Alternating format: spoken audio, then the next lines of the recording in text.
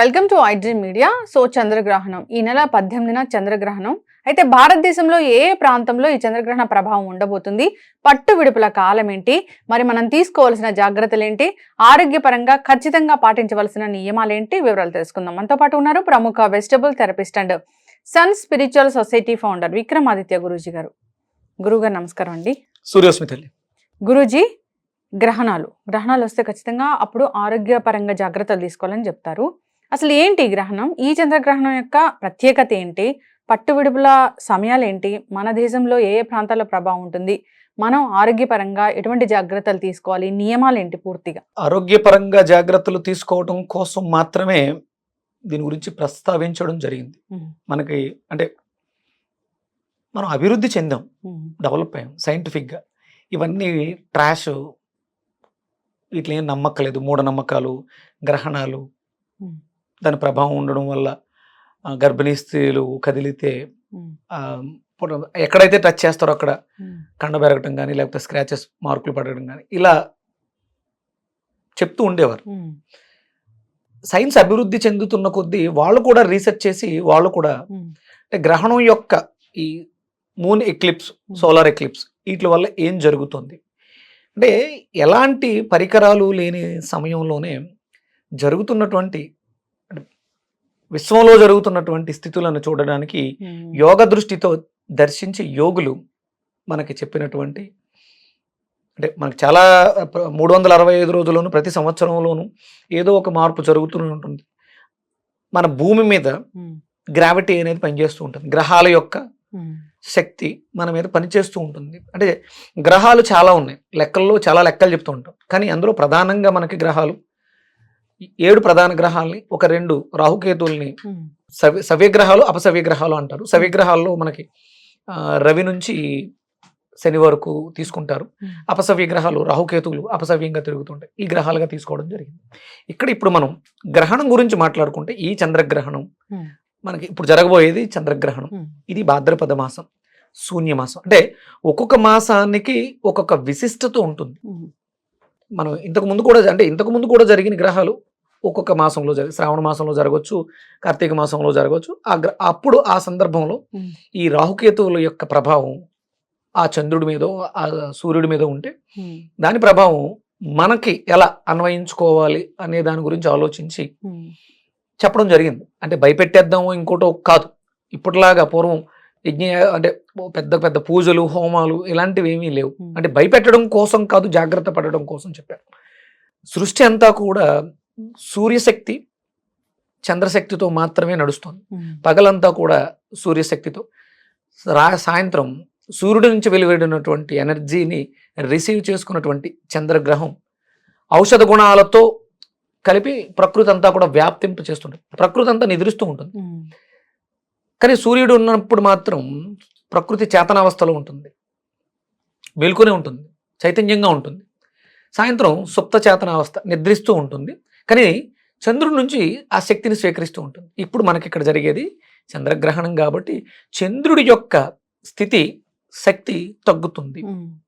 సూర్యచంద్రులు ఇద్దరు కూడా మనకి ఆత్మకారకుడు, మన తనువుకు కారకుడు, మనస్కారకుడు. సూర్యచంద్రులు ఇద్దరు ప్రభావం మన మీద ఉంటుంది. ఇక్కడ చంద్రుడు అనగానే మనస్కారకుడు అవుతున్నాడు కాబట్టి మానసికమైనటువంటి సమస్యలు వచ్చేటువంటి అవకాశం ఉంది. అలాగే ప్రకృతిలో కూడా మార్పులు జరుగుతూ ఉంటాయి. ఇదంతా కూడా వైదికంగా చూసి ఏం జరుగుతుందంటే చంద్రుడి నుంచి రావాల్సినటువంటి ఔషధ గుణాలు తగ్గిపోతున్నాయి. అంటే ప్రతిరోజు కూడా మన శరీరంలో అంటే మనం ఏదో ఒంట్లో బాగాలేనప్పుడు మెడిసిన్ వేసుకుంటున్నాం అనుకుంటాం. కానీ మెడిసిన్ వేసుకున్నా వేసుకోకపోయినా ప్రకృతిలో ఉన్నటువంటి శక్తిని స్వీకరించి మన శరీరం సెల్ఫ్ హీలింగ్ చేసుకుంటూనే ఉంటుంది. ఇప్పుడు మనం బయట తిరగడం వల్ల, ఆ సమయంలో తినడం వల్ల ఆ బ్యాక్టీరియా లోపలికి వెళ్ళిపోతుంది. ప్రకృతిలో చాలా రకాల బ్యాక్టీరియాలు ఉంటాయి కాబట్టి ఎప్పుడైతే ఆ లైట్నింగ్ అంటే చంద్రుడి నుంచి వస్తున్నటువంటి పవర్ తగ్గిందో ఆటోమేటిక్గా ఇవి విజృంభించడం జరుగుతుంటుంది. ఇప్పుడు ఎక్కడో ఒక గొడవ జరుగుతుందమ్మా, అక్కడికి పోలీసులు వెళ్ళిన వెంటనే అక్కడ ఉన్నటువంటి మూక పారిపోతారు. లేకపోతే ఒక చోట సెక్యూరిటీ అంటూ లేకపోతే దొంగతనాలు జరగడానికి అవకాశం ఉంది. సెక్యూరిటీ ఎందుకు పెట్టారు? ఇక్కడ గ్రహాలు అనేవి మనకి సెక్యూరిటీగా తీసుకున్నాము. అవి లేవు అన్నప్పుడు దొంగలు అనుకునేటువంటి బ్యాక్టీరియా, బ్లాక్ హోల్స్, చీకటి మనల్ని కమ్మేస్తుంది, ఆవహించేస్తుంది, పాడు చేస్తుంది, ఇబ్బంది పడతాం. ఉమ్, లైట్ లేదమ్మా, చీకట్లో ఏం జరుగుతుంది మనం గుర్తించలేం కదా. ఉమ్, ఇక్కడ పగలంతా కూడా సూర్యశక్తితో, వెలుతురుతో, జ్ఞానంతో బ్రతుకుతున్నాం. ఉమ్, సాయంత్రం అవుతులోకి చంద్ర ప్రాణశక్తి అనేది మనల్ని మానసికంగా ప్రశాంతంగా ఉంచుతుంది. ఎప్పుడైతే అది తగ్గిందో మనసుకు సంబంధించినటువంటి సమస్యలు వస్తాయి. మన జ్యోతిష్ శాస్త్రంలో ఉమ్, కాలపురుష చక్రంలో చంద్రుడు ఎక్కడ ఉంటే అక్కడ రాశిగాను, ఉమ్, మనస్కారకుడు చంద్రుడు ప్రధానంగా తీసుకుని రాశిగా తీసుకోవడం జరిగింది. ఉమ్, ఇక లగ్నాలను బట్టి ఆయా లగ్నాల స్థితిగతులను బట్టి ఉమ్, రవి ఎక్కడున్నాడు, ఏమవుతున్నాడు, మనస్కారకుడు అవుతున్నాడా, ఆత్మకారకుడు అవుతున్నాడా, ఉమ్, శ్రమకారకుడు అవుతున్నాడా అనేది చూస్తూ ఉంటారు. ఇక్కడ మనసు ప్రధానంగా మనకి రాశి అవుతుంది.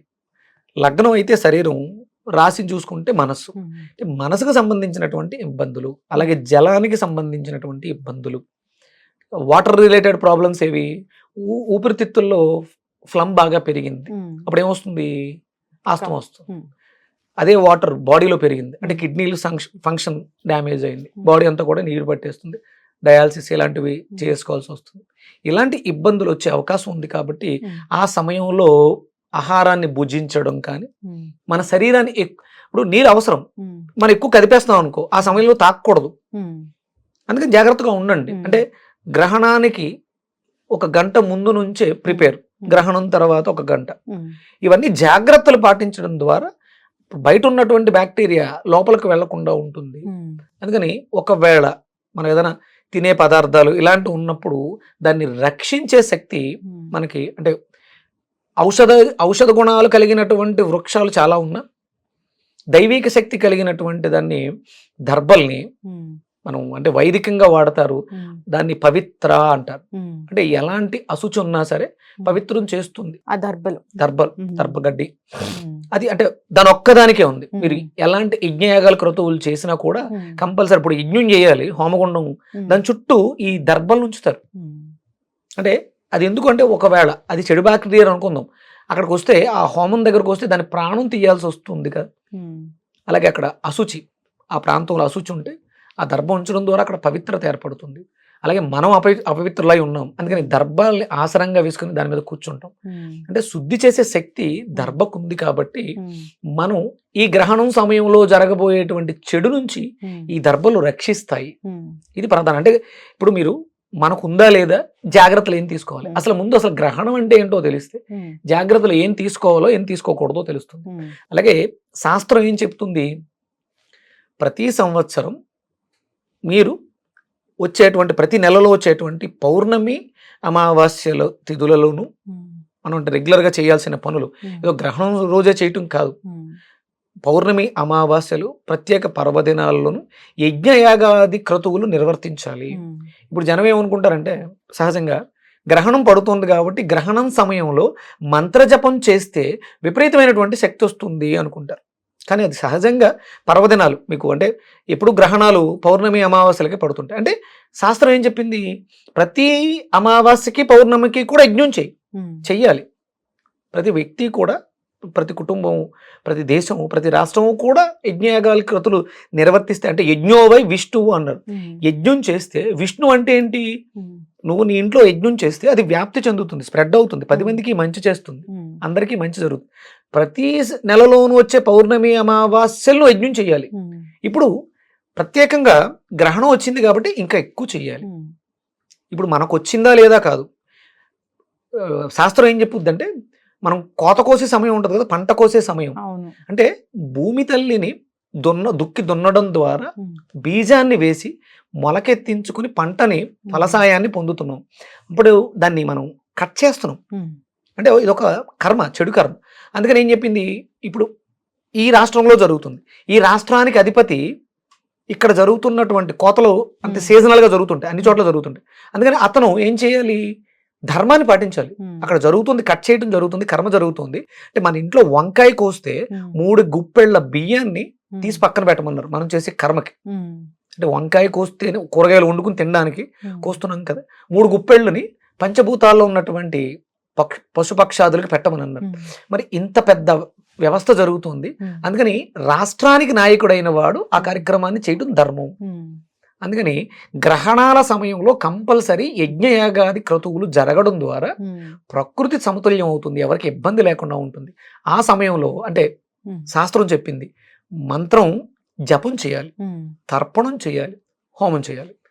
అప్పుడు ఫలితం బాగుంటుంది. అంతే తప్ప గ్రహణం రోజు చేస్తే కాదు. గ్రహణం రోజు చేస్తే మాత్రమే అంటే మిగతా రోజులు చేయక్కర్లేదా? ప్రతి నెలలోనూ వచ్చే పౌర్ణమి అమావాస్యలకు కూడా చేయాలి. ఇప్పుడు సహజంగా భాద్రపద మాసంలో ఉన్నాం, ఇప్పుడు వచ్చినటువంటి మనకి గ్రహణం ఉంది, ఇది భారతదేశానికి లేదు. కానీ పౌర్ణమి తిథిలో ఉన్నాం కదా, అందుకని యజ్ఞం చేయాలి, అందుకని జపం చేయాలి. 17th 18th గురువు 17 మనకేమో 17th నైట్ ఎర్లీ 18వ తారీఖు ఉదయం వరకు ఉంటుంది గ్రహణం. అది అంటే మనకి తక్కువ ఉంది. ముంబై ప్రాంత వాసులకి కొంచెం ఎక్కువ, వాళ్ళకి చివరిలో కనిపిస్తుంది, ఓ 10-15 నిమిషాలు 20 నిమిషాలు కనిపిస్తుందని వీళ్ళు శాస్త్రజ్ఞులు చెప్పడం జరుగుతుంది. ఇక అమెరికాకు సంబంధించినటువంటి వెస్ట్రన్ కంట్రీస్ లో దీని ప్రభావం ఎక్కువగా ఉంటుంది, మనకి తక్కువ ఉంది, మనకి లేదు, పాక్షికంగానే ఉంది. కానీ అంటే జాగ్రత్త అనేది అంటే గర్భిణీ స్త్రీలు జాగ్రత్తగా ఉండడం. సూర్యాస్తమయం తర్వాత తినడం తప్పమ్మా, ఇది 8 చిల్లరకు ఎప్పుడో స్టార్ట్ అవుతుంది. అంటే మనం సహజంగానే ప్రతిరోజు కూడా సూర్యాస్తమయం తర్వాత తినకూడదు, ప్రతిరోజు కూడా. ఇప్పుడు ఇంకొంచెం జాగ్రత్తగా ఉంటూ మధ్యాహ్నమే మన ఆహారం సేకరించడాన్ని పూర్తి చేసుకుని ఒక యజ్ఞం చేద్దాం, ఏదైనా ఒక మంత్రాన్ని జపం చేద్దాం. ఇప్పుడు అక్కడ అమెరికాలో మన వాళ్ళు ఉన్నారుగా, వాళ్ళు బాగు కోరుకోవాలిగా మనం, అందుకని వాళ్ళ కోసం మనం చేద్దాం. గర్భిణీ స్త్రీలు అంటే మీకు న్యూటన్ లా ఉంటుంది, there is action equal to opposite reaction అనేది చెప్తారు. అంటే అక్కడ జరుగుతుంది, అక్కడ ప్రభావం అధికంగా ఉంటుంది, దాని ప్రభావం ఎంతో కొంత మనకి ఇంకోలా ఉంటుంది. భారతదేశానికి కూడా దాని ప్రభావం ఎంతో కొంత ఉంటుంది, అది మనం గుర్తించవచ్చు, గుర్తించలేకపోవచ్చు. అయితే ఆ రేస్ కి ఎక్స్పోజ్ అవ్వకూడదు, ఇంట్లో ఉండాలి, ఫుడ్ అయితే తీసుకోకూడదు. 100% సహజంగానే మనం అంటే ఏకాదశి ఉపవాసాలు ఉంటాయి, అంటే ఇంటర్మీడియట్ ఫాస్టింగ్, ఇలాంటివన్నీ మనం వెస్ట్రన్ కల్చర్లో మాట్లాడతాం. కానీ సహజంగా మనకి ఏకాదశి ఉపవాసాలు, పౌర్ణమి అమావాస్య దీక్షలు అనేవి ఉన్నాయి, అవి చెయ్యాలి, అవి పాటిద్దాం. గ్రహణం ఉందా, దాని ప్రభావం ఉందా లేదా కాదు, జాగ్రత్తగా ఉంది. ఇప్పుడు గర్భిణీ స్త్రీ ఉందమ్మా, ఆ సమయంలో లేచి తిరగాల్సిన పనే ఉంది. శుభ్రంగా నువ్వు 5:30కో 6 గంటలకు మీ అల్పాహారాన్ని పూర్తి చేసుకుని విశ్రాంతిగా పడుకున్నావు అనుకో, నీ పుట్టబోయే బిడ్డకి దాని ప్రభావం అద్భుతంగా ఉంటుంది. అంటే ఇది ప్రతిరోజు చెయ్యాలి, ఈ రోజు ఇంకొంచెం జాగ్రత్తగా చేయాలి. ఒక మంచి నామాన్ని మననం చేస్తూ ఉంటే, రామనామాన్ని మననం చేస్తూ ఉంటే లోపల పుట్టే బిడ్డకి ఆరోగ్యకరమైన వాతావరణం ఏర్పడుతుంది. అంటే భయపెట్టాలని కాదు, దేనికి భయపడాల్సిన అవసరం లేదు. వేదం ఏదైతే చెప్తుందో అది సత్యమైనది. వేదం చెప్పింది యజ్ఞం సంబంధించినటువంటి కార్యక్రమాలు చెయ్యండి. ఇలాంటి గ్రహణాలు, పర్వదినాల్లో, పౌర్ణమి అమావాస్యల తిథుల్లో జరిగేటువంటి ఇలాంటి గ్రహణాలు, ఇలాంటి వాటికి మీరు కంపల్సరీ మంత్రం జపం చేయాలి. ఇది మోడర్న్ సైన్స్ కావచ్చు, అది అప్పటి సైన్స్. వేదం is science. Nothing but recent గా అమెరికా మన మెడ్రాస్ లో ఈ గ్రహణాల మీద రీసెర్చ్ చేస్తూ ఒక 2 మట్టి కుండలు పెట్టి వాటర్ తో నింపారు. ఒక కుండని శాస్త్రం చెప్పినట్టు ప్రొటెక్ట్ చేశారు దర్భలతో, ఒక కుండని మామూలుగా నార్మల్గా వదిలేశారు బయట. తర్వాత అయిపోయిన తర్వాత రీసెర్చ్ చేస్తే ప్రొటెక్ట్ చేసినటువంటి దాంట్లో బ్యాక్టీరియా తక్కువ ఉంది, చేయని దాంట్లో బ్యాక్టీరియా బాగా ఎక్కువగా ఉంది, వాటర్ పాడైపోయింది. అంటే మన శరీరం 75% నీటితో నింపబడింది. అందుకని ఏంటంటే దాని ప్రభావం అంటే ఈ గ్రహాలు వాటి యొక్క గ్రావిటీ ప్రభావం అనేది మన మీద పని చేస్తుంది. ఖచ్చితంగా గురూజీ, ఏదో మూఢనమ్మకాలు అలా ఇలా కొట్టి పారేయకుండా జనరల్ గా జాగ్రత్తలు అయితే తీసుకోవాలని కోరుకుందాం. జాగ్రత్తలు తీసుకుంటే పోయేదేం లేదు, మంత్ర జపం చేసుకోవాలి మంచిది. ఖచ్చితంగా రామనామాన్ని పఠిస్తూ ఉండడం వల్ల అంటే మన శరీరం, ఆరోగ్యం, మనసు అన్ని బాగుంటాయి. ఆ గ్రహణ సమయాన్ని గౌరవిస్తూ ఈ విధంగా అందరూ పాటించాలని. గ్రహణాన్ని గౌరవించట్లేదమ్మా, గ్రహణం గురించి చెప్పిన మన పెద్దల మాటని గౌరవిస్తూ. పెద్దల మాట చెద్దన్నం మూట అన్నారు. చెద్దన్నం ఇప్పుడు చెప్తున్నారు కదా, ప్రోబయాటిక్ బాగుంది, గట్ హెల్త్ బాగుంటుంది అని. పూర్వం చెద్దన్నం తింటారా మీరు, ఎందుకు ఏమి పని చేయు అని చెప్పేది. పెద్దల మాట చెద్దన్నం మూట అంటే ప్రోబయాటిక్ లాంటిది. మన గట్ హెల్త్ బాగుండాలి అంటే 100% వాళ్ళ మాటలకి మనం గౌరవించాలి. ఖచ్చితంగా గురువు గారు చాలా చక్కగా చెప్పారండి.